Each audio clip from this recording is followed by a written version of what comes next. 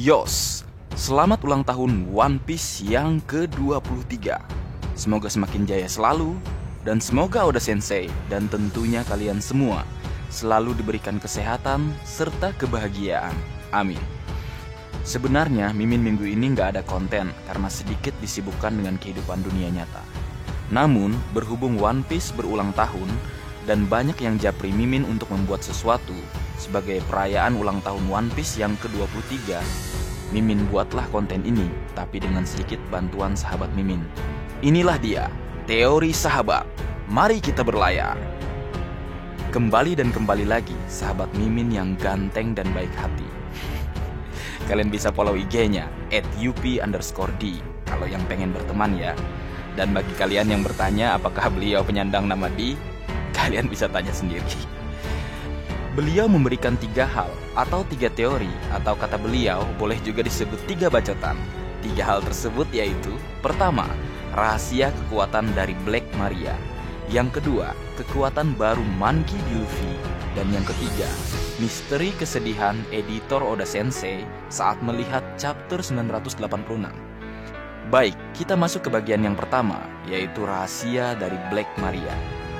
Black Maria adalah salah satu dari Tobiropo atau Flying Sick bajak laut buas Kaido. Dia dibuat Oda dengan paras yang cantik. Selain itu, dia juga memiliki tubuh yang besar, bahkan tampak lebih besar dari King, sumber chapter 979. Dia juga nampaknya merupakan bos dari kawasan Butterfly House, wilayah yang sangat disukai sang koki mesum, Akasanji. Banyak hal yang misterius dari seorang Black Maria. Salah satunya yang mungkin banyak yang penasaran adalah apa sebenarnya kekuatan buah iblisnya. Merujuk dan mengingat bahwa bajak laut buas Kaido dikenal dengan kelompok bajak laut yang bertemakan binatang, sehingga sang kapten dijuluki sang raja hewan buas. Beberapa krunya misalnya yang sudah terkonfirmasi mulai dari Farah Gifter dan headliner selain Hawkin yang kita ketahui adalah pengguna kemampuan buah iblis Zoan Smile. Kemudian ada para All-Star dengan Zoan purbanya, mulai dari Jack dengan Zoan purba model mamut, Queen dengan Ryu Nomi model Brachiosaurus, dan King dengan Ryu Nomi model Peternodon. Lalu selanjutnya beberapa Tobiropo yang juga pengguna kemampuan buah iblis tipe Zoan purba Ryu Nomi, mulai dari Egg-Drake dengan model Allosaurus, Pack One dengan model Spinosaurus, dan Ulti dengan model Pachycephalosaurus. Berdasarkan hal tersebut, kuat kemungkinan Black Maria juga merupakan Zoan user, sama dengan para All-Star dan juga para Tobiropo yang telah diungkap. Mengingat juga 3 buah iblis milik Tobiropo yang telah diungkap, semuanya bertipe Zoan dan juga julukan mereka sebagai Flying Fighter dalam chapter 929 menjadi alasan kuat jika Black Maria juga bertipe yang sama dengan Egg-Drake, Pack One, dan Ulti. Lalu pertanyaannya, apa jenis buah iblis milik Black Maria? Buah iblis milik Black Maria menurut sahabat Mimin berhubungan atau berkaitan dengan Godzilla. Kenapa Godzilla? Kita tahu Kaido dikenal sebagai raja binatang buas dan Godzilla adalah raja para monster.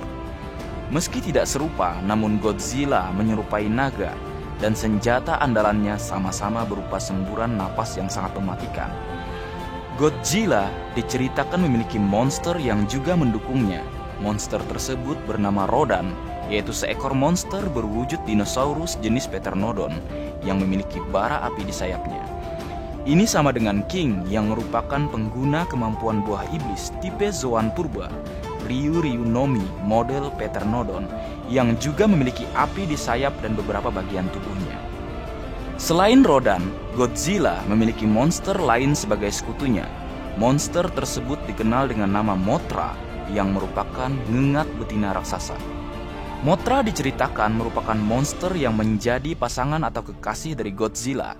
Mungkin saja nanti Mothra juga akan dimunculkan dalam cerita One Piece, mengingat di chapter 982 Black Maria tampak menggoda Kaido. Apakah ini menjadi sebuah clue atau petunjuk dari Oda Sensei jika Black Maria merupakan kandidat kuat pengguna kemampuan buah iblis yang menyerupai Mothra? Menarik. Maybe yes, maybe no. Semua kembali kepada Oda Sensei.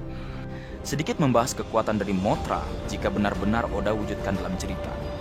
Pertama, sebelum menjadi ngengat raksasa, Mothra berupa larva yang bisa menyemprotkan benang sutra dan membuat lawannya tak berdaya.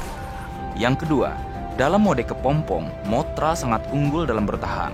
Kemudian yang ketiga, dalam mode ngengat raksasa, sayapnya mampu menciptakan hembusan angin yang kuat yang dapat menghancurkan bangunan. Dan yang keempat, yang paling spesial, Mothra mampu mengeluarkan bubuk beracun yang berasal dari sayapnya. Mengerikan bukan jika benar ini menjadi kenyataan. Berlanjut ke bagian kedua, perihal kekuatan baru kapten tercinta kita, bakas Sencho Monkey D. Luffy. Coba kita ingat Color Sprite Chapter 985 yang menampilkan Luffy, Kid, dan Law yang menaiki burung raksasa. Ini sebenarnya sudah kubahas dalam reviewku sebelumnya. Namun ternyata ada yang menarik di sini yang ditemukan sahabat Mimin dan sedikit Mimin sempurnakan. Sebelum masuk lebih jauh, Mimin jelaskan kenapa Color Sprite itu selalu menarik. Hal tersebut karena biasanya Oda Sensei sering menyelipkan clue atau petunjuk untuk kita semua terkait cerita manga One Piece chapter-chapter selanjutnya di dalam Color Sprite yang ia buat. Contohnya, misalnya adalah Color Sprite chapter 310 yang menampilkan Luffy menggunakan kabuto dengan lambang klan Kozuki. 16 tahun kemudian, Oda Sensei mewujudkannya dalam cerita Arch Wano Kuni. Oda membuat Luffy menggunakan armor atau kabuto yang sama dalam cerita manga One Piece chapter 959. Dan gilanya lagi, ada lambang klan Kozuki pada armor tersebut. Lalu yang terbaru adalah Color Sprite 937, di mana terlihat Roro Noa Zoro sedang membaca sebuah peta harta karun. Bukan sembarang peta harta karun, karena di situ ada sebuah gambar pedang. Dan sesuai dengan keahlian Zoro menggunakan pedang, tentunya petunjuk ini berhubungan dengan pedang. Lalu ada yang menarik, di bagian pojok kiri bawah tertulis sesuatu dengan tulisan Jepang yang memiliki arti Enma. Dan kembali Oda Sensei mewujudkan apa yang ia buat dalam Color Sprite-nya. Pada chapter 953, Roro Noa Zoro mendapatkan sebuah pedang dari Putri Hiyori, yang mana pedang tersebut adalah salah satu dari dua pedang peninggalan Kozuki Oden yang bernama Enma. Nah, kembali ke hal yang ingin kita bahas, apa yang menarik dari Color Sprite chapter 985. Coba perhatikan baju yang dikenakan Luffy. Di situ tertulis angka 5. Lalu coba lihat celananya yang sekilas seperti corak bulu harimau. Walaupun sebenarnya tidak terlalu jelas sih, namun ini menarik. Mengingat antagonis utama Arch Wano Kuni adalah Kaido sang raja hewan buas yang juga merupakan seekor naga. Dan mengingat kembali bahwa dalam mitologi diceritakan musuh utama naga adalah seekor harimau. Dan hal ini juga sama dengan hewan yang menjadi simbol yin dan yang, juga adalah seekor naga dan seekor harimau. Apakah dengan kemampuan Buso Sokuhaki level atas yang sedang ia pelajari, Luffy nantinya akan menunjukkan wujud lain dari kekuatan buah iblis Gomu Gomu no Mi miliknya, yang mana kita tahu Gear Second yang memberinya kecepatan,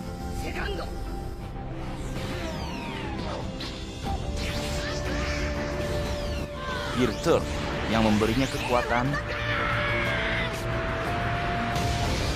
dan Gear Force yang memberinya gabungan keduanya, yaitu kecepatan dan kekuatan. Yang kita ketahui ada 3 jenis yang sudah diungkap, yaitu Bonesman, Tankman, dan Snakeman. Nah, jika merujuk dari petunjuk Color Sprite chapter 985, apakah mungkin nanti akan muncul Gear 5, Tigerman? Mungkin saja, karena tadi sudah kusampaikan, lawan naga dalam mitologi adalah seekor harimau. Dan dalam simbol yin dan yang, ada 2 ekor hewan yang juga nampak saling berlawanan, namun membentuk suatu keharmonisan. 2 hewan itu adalah naga dan harimau. Menarik, mari kita tunggu bersama. Berlanjut ke bagian ketiga, atau yang terakhir kita bahas pada kesempatan kali ini, misteri kesedihan editor Oda Sensei saat melihat chapter 986. Kita tahu One Piece Chapter 986 rilis resmi tanggal 2 Agustus 2020 atau rilis ilegal mungkin di tanggal 31 Juli.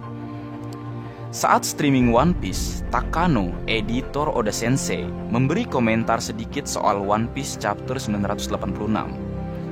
Takano mengatakan saat dia membaca chapter tersebut, dia menangis. Dan ini adalah pertama kalinya ia menangis sejak menjadi editor One Piece. Dan boom! Pernyataan Takano membuat gempar jagat per-One Piece-an di seluruh dunia tentunya. Banyak orang-orang beropini terkait hal tersebut, mulai dari ada tokoh penting yang meninggal dan sebagainya. Bahkan Sandman beropini jika Law menggunakan kekuatan buah iblis OP-OP Nomi miliknya untuk memberikan keabadian pada kapten tercinta kita, Monkey D. Luffy. Berat memang. Baru editor yang bilang kalau dia nangis udah heboh, apalagi kalau Kang Oda yang nangis. Piye mas?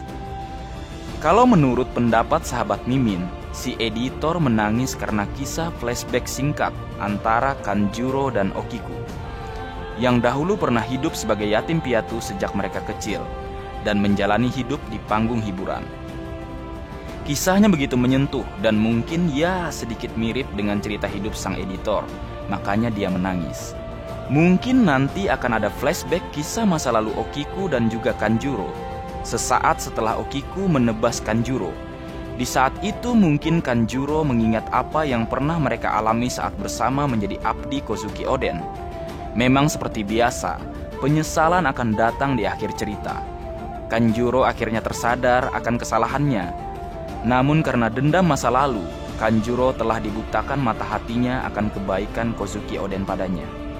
Mendengar penyesalan dari Kanjuro, mungkin di saat itulah Okiku tak mampu lagi membendung kesedihan dan air matanya.